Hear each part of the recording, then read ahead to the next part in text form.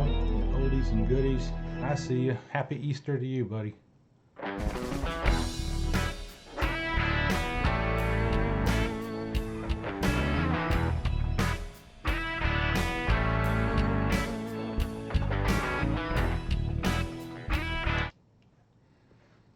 Hi there, folks. Got a little storm going outside right now. I hope the internet holds up. Dave Carlisle in here as usual. One of the first people to come in. Bill 457. Hello and happy Easter. I hope everybody's dealing with this this pandemic stuff pretty well. I think I actually already had the thing back in at the end of December and early in January, and it laid me out pretty good. But about 6 weeks, I was back on my feet again. I never even had to miss work because the work was closed for the holiday break there. So we'll let a few more people come on in here before we get started. We're going to talk about some Morgans today. There's Riser, hi, and I've picked up a few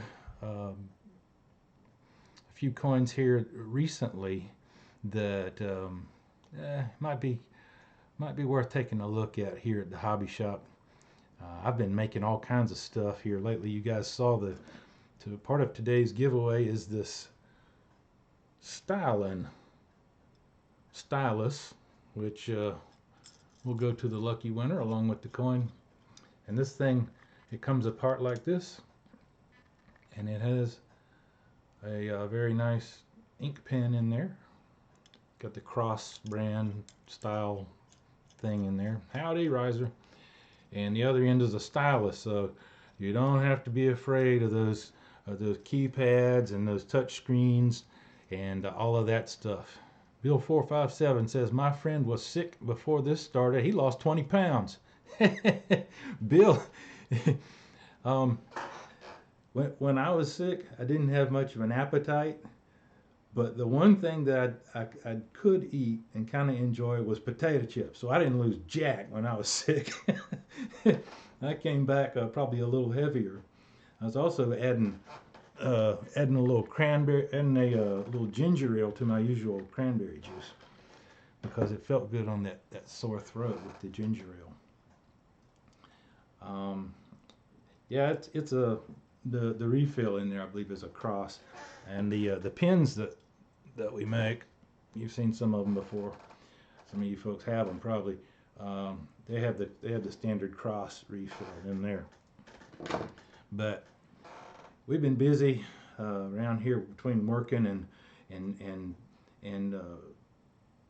serving as Meals on Wheels for for our parents and everything. We've really been pretty busy, and I've been busy too in the shop making stuff like this here. I've got a bunch of those that are already sold. I'm almost sold out of the key rings. We do have styluses and pens with stylus on the end and all that stuff, and we can look at that in just a little while. But let's take a look now at a coin. This is a Morgan dollar, and this is a really special one. I got the label, I got the serial number covered up, AU50. Okay, and you say, okay, Hoogie, AU50. That is a pretty rare date, pretty tough date to find. It's an 1892S. Not as tough as the 1893S, but 1892S is tough. The reason that it's on the hobby shop today is because this coin, and I saw it when it first came into my LCS, and they the guy who owns it was looking it over, and he was going to send it off, of course, to PCGS, which is very normal for a good coin coming through there. Well, PCGS, as many of you know, they grade the coin based kind of on what you see in this pie chart here. This is straight off the PCGS website. The majority of the grade goes toward the quality of the surface preservation, as you see in the blue. The strike, luster, and eye appeal account for about maybe a third of the actual grade. And of course, people who work with the coins, they have a very good feel for these things, and they know what they're looking at when they've done enough of these. Now take a look at this. This is the chart. This also from PCGS. I a lot of times use Numis Media, but this is a certified coin, so we'll look at the PCGS numbers. They'll be a little bit more accurate than the Numis Media numbers would be. Let me blow this up a little bit so you can see it. See those blue marks and the grade above them, the 45 and the 50? The upper blue marks would be the value for each respective grade. The 45 grades out at $500, right? But look at the 50. Once you get to AU 50, $1,350. So that baby was gonna more than double in value if it made it to AU 50, right? So he takes the coin, he sends it to PCGS, which is his favorite of the third party graders, and it came back, sure enough, came back as a 45, extra fine 45, and he said, he's looking at it, he says no, he cracks it out, and he sends it back, and it I was there in the store when he got the email notification that it was going into a 45 holder again. Well, he cracked it out and sent it back. And then the third time he got that AU 50 right there. And so that kind of stuff, there's Lincoln Central. How you doing? So that kind of runs the price up when you're sending it multiple times to the third partiers or third party graders. And shipping is for a lot of these LCSs is ridiculously high, because many of them have to do air freight just because of their insurance requirements and red tape like that. But this one, it did make it. We'll take one more look. Go back to the USB. All right, so we got AU 50, and that is what AU 50 looks like. A little flatness on the hairline. Hairline is definitely still there. A little bit smushed, flat looking spot there on the, what's this? Up on the hat, the Phrygian cap up there. That's a high point. A little bit of round, just general roundness all around these leaves and cotton boll details. The curls down in this area here, they're all kind of rounded over. Instead of being sharp and deep, they're rounded and a little bit flat. But they are still very visible. And if we flip over, we should see some evidence of breast feathers on the eagle. They are in there. They are not easy to see in this setup, but they are there. And the fields are pretty clean and no major damage at all. The rim is sound. Don't forget the rim. That's the third side of the coin. The mint mark is legit. It is not added on there or embossed in it or any of that kind of jazz. So there you have it, AU 50. And yeah, that coin there, it cut into my cranberry juice budget a little bit there. We had another coin here to take a look at. Now, we've talked before about the 92s. 92O is probably, in New Orleans, man, is probably the sorriest made Morgan of any of them outside of the 21s, just because they're so flatly struck. So I don't know what was going on there, probably in the annealing process in New Orleans, and they were really flat. flat struck. Well, in Philadelphia in '92, there's Ken Peavy. How you doing? Um, Philadelphia had a similar problem. Now, Philadelphia wasn't necessarily known for flat struck coins, but a good many of the '92 Phillies are flatly struck and have really poor eye appeal. They don't have the serious luster that you would expect, even from other coins in the 1890s from Philadelphia. So let's take a look at the scope on this one, which is the first one here. Okay, this was my old one, and this is what the '92s, many of them look like that you find most of the time. They have lots of bag marks. They have lots of just weakness. This one isn't as weak as it could be. It actually has some good detail. Excuse me. Actually has some pretty good detail showing up all in the hair curls, and well, to me the hat looks a little weak in this thing. Sometimes the numerals look weak. This one doesn't look particularly weak. It's a little bit weak. The rim is actually moderately well defined, but the real telltale weakness is right there in the middle of the coin, right around her ear, right above the ear. A lot of flat looking details right there, and that should not be like that. A great many of the '92 Phillies are flat, and a lot of them have worse luster than this one.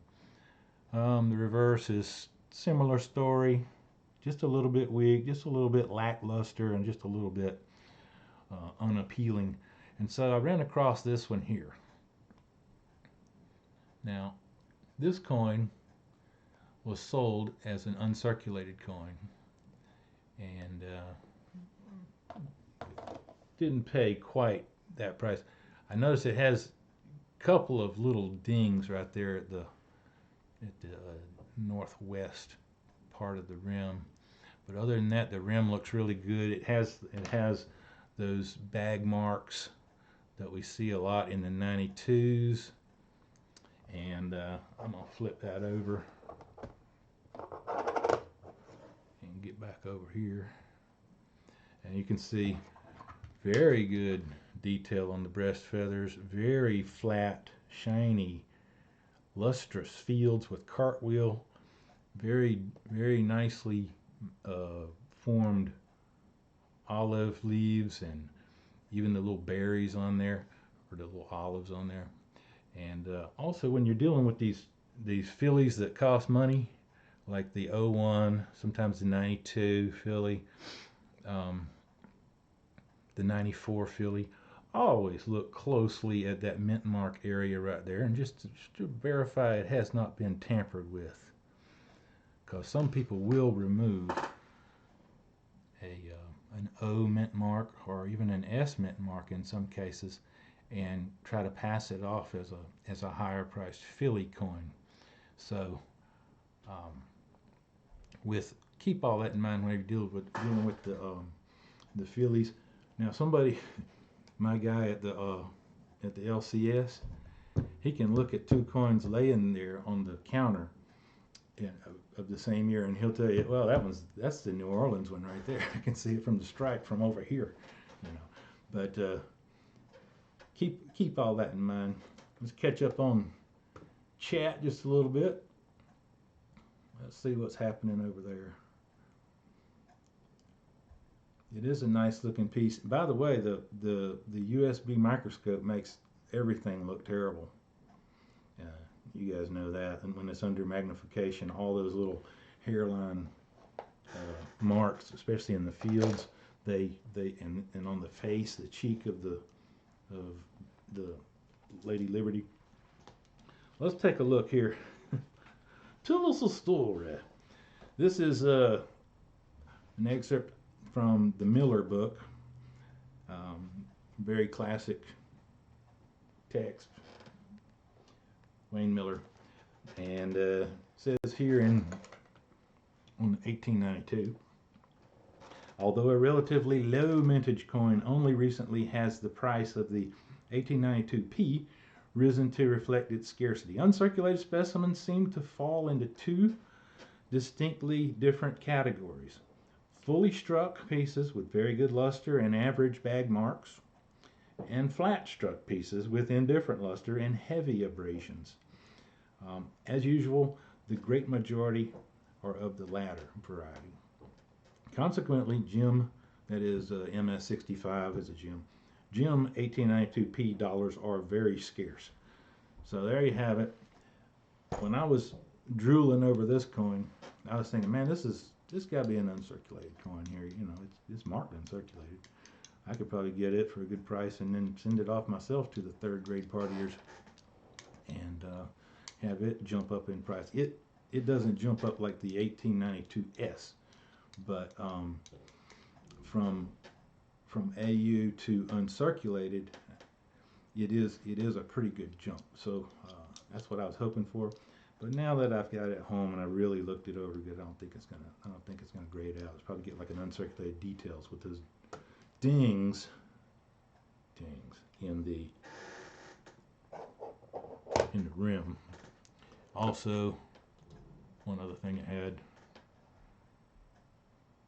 a little mark on her face there by her eye. Looks like a little scar. And there goes the flat struck one. It just got a little bit flatter. So that's what we have on that. And now it's time for everybody's favorite thing. Brace yourselves, people. It's time for the show about nothing. Yesterday I went down to the store, and like everywhere else, we got empty shelves on the toilet paper aisle. So I went down to the chef store, and I brought home a box of 8 of these babies. This is 2-ply. This is very good stuff. It's you know, it's kind of thin. It looks sort of like adding machine tape, but it's not quite that abrasive or brutal. Bill 457. I'll answer that in just a second. But when I brought that big box of this stuff home, Mrs. Hoogie just about laughed herself silly. Her mom called and she couldn't hardly speak because she was crying. She was laughing so hard. So bring it on. We're ready. This has been the show about almost nothing. So, what's the name of the New York hoard of Morgans? Bill 457 says, I've heard it called the New York hoard. I've also heard it called the Wall Street hoard because it came from a bank that was near Wall Street. But I've always heard it called the New York hoard. Now that was only, what was that, 3 years ago, and do you crap a lot? I do my share. But the New York hoard, there was a lot of hubbub about that because people thought with all these uncirculated coins that have been locked up in this bank vault for so long, the family, the descendants of the original owner of the hoard inherited them, and they got tired of paying. It was like $800 a month to rent the safe deposit box, and it wasn't even bigger than a doghouse. So yeah, risers TP, yeah, there's no substitute for these babies. I'm telling you. You got empty shelves where you live? You got one of these in your in your car or in your pocket? You're good to go, buddy. But the New York hoard, I almost touched my face there. Don't touch your face, whatever you do, goodness sakes. And if you have a mask, put your mask on, because who knows. Now, the New York Horde, they expected the prices to drop on some of those issues, but they were all fairly common issues. I remember there was a whole bunch of, the only ones that were really high grade, super high grade, was they were 1897s, and there's already lots of 1897s. But you know, maybe grade 67 or 68, even if there'd have been some of those in the Horde, that would bring the price down on that.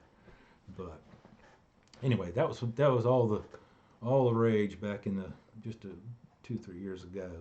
People were talking about that a lot, and NGC gave them a really sweet deal on grading all those babies and labeling them as the New York Horde. But I always thought it was called New York Horde. Now, got another coin over here. Desk is starting to look like the professor's in here. Jeez. All right, I got to cover this one up. All right, this is our giveaway coin today, and Mrs. Hoogie has one of these. She put it in a bezel and wears it as a necklace. We don't drill holes in coins. We put them in a bezel if we're going to do that. We lost him. We lost him. Yeah. So there she is. From right there, those hairline scratches really are amplified for some reason. They're not that noticeable in real life. But this is our coin. Very good detail, by the way. This is a San Francisco struck coin, and the San Franciscos of the peace dollars, of course, are notoriously weakly struck. So this one here is especially good. Look at how detailed that hair is. That waving hair and stuff. It looks like it's, you know, almost real. We're not going to look at the date on that one. I'm going to flip it over. Look at the luster. It's even more lustrous on this side, and it had real good luster on the obverse. This one here, you can see plenty of feather detail. And it's just, you know, uncirculated. It just screams uncirculated all over the place. So, now to think of it, I forgot to check for VAMs on this thing. But that's going to be our giveaway coin today. And we'll give that away in just a minute. Check up on chat here just for a second. Let's see.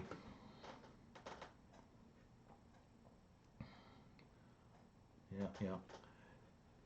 They had some for sale at Modern. They had a lot of NGC. What do you mean at Modern?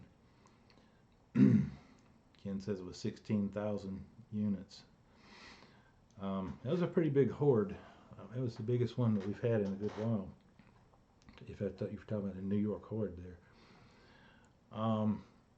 And I just, gosh, it was just probably a week ago that I finally took down my article about the New York Horde right off of my right off of my desktop. But anyway, that's what we have there. Let me show you a couple other things. These here are some of our other items. I made a bunch of these, and I got like 3 of them left even. But they're all different colors. There's one. These are acrylics. I like the acrylics because you can sanitize them with your, you know, with the wipes. Everybody's carrying the wipes and stuff. There's one that's kind of purple, bulbous looking. Looks like a Christmas ornament, sort of like. There's one like that. But they come in all kinds of colors. I've done camouflage, and I've done pink. I've done some that look like stone like this pen right here. This one looks like sandstone, and it has the stylus on the end instead of the cap. And we do those, and at the hobby shop we sell them mostly just to friends. But those the key rings right there, there's the 3 of them. They go for 18 bucks a piece plus shipping, and the stylus, well, the pins go for 24 bucks plus shipping. We also have these. These are just stylus with no pin. They go 18 bucks plus shipping.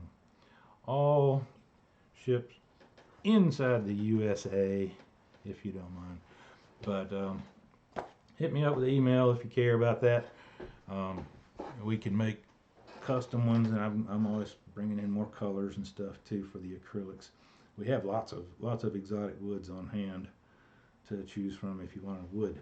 But the wood generally will have wax on it, and the wax, if you sanitize it a whole bunch, then the wax will go away, and it might be a little dull and that sort of thing. Now, we looked at that peace dollar, and the story, and we didn't show the date on it for a reason. Okay, I'm gonna put that there. Now, this particular year was the first complete year of the new, what do they call them? The new engraver. The chief engraver for I don't know how many years, many decades, was George Morgan. And George Morgan passed away, and there was another guy working underneath him that was very good, and he was already developing a name for himself, and he became the chief engraver for the mint. And one of the first things he did was what this coin features right here. Okay, so tell me two things. We want to have the year of the coin, and we want to have what did the new engraver do to the dies in that particular year. And I'll push go, and I would get the guitar out. Hello, Paula. So the question is 2 parts. What did the new mint engraver, chief mint engraver, do, and what year did he do it on? It was a minor change on the obverse side of the peace dollar, and we've talked about it before right here in the hobby shop. If you've been around, you have heard me say it. And here at Easter, it's especially appropriate. 1923 high relief. No.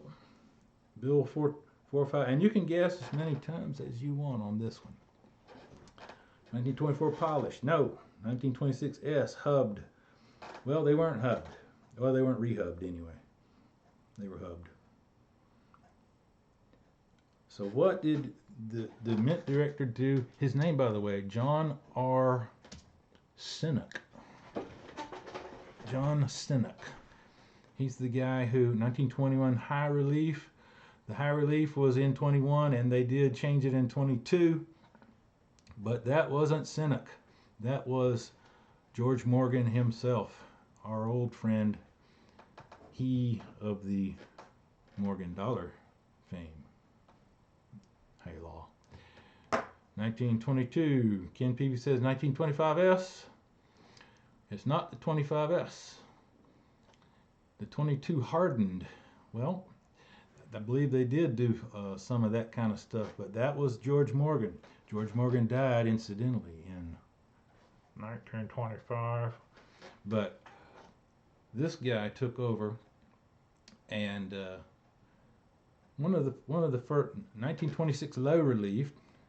No, that's not it. They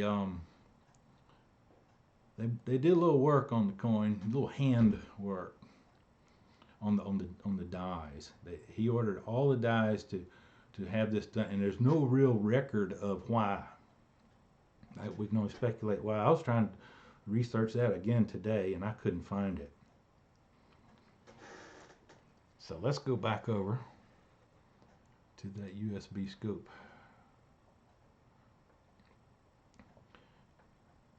This one is not as pronounced as some of them might be.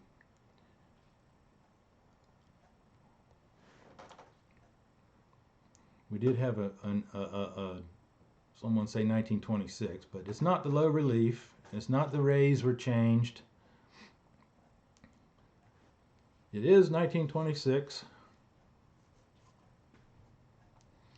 1925S used new dies. Well, 1926, he ordered, well, he either did it, he probably did it himself, being the chief engraver.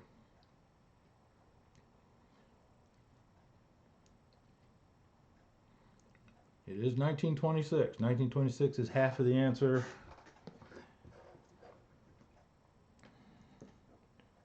This one, like I say, we've talked about it here on the Hobby Shop some time ago.